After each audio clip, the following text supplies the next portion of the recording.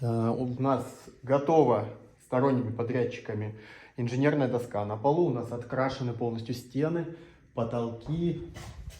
Собрана мебель. Очень долгий вот этот вот весь процесс был по сборке мебели. Есть еще лишние детали. Но это все нюансы. Техника бытовая также вся установлена.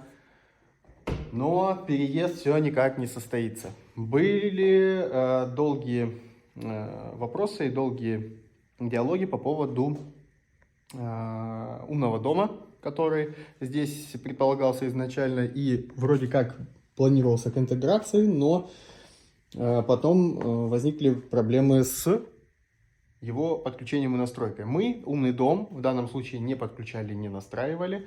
Здесь это все оборудование Hide Pro, и предполагалось, что Hide Pro будет его и подключать, и настраивать. От нас только силовая часть. Но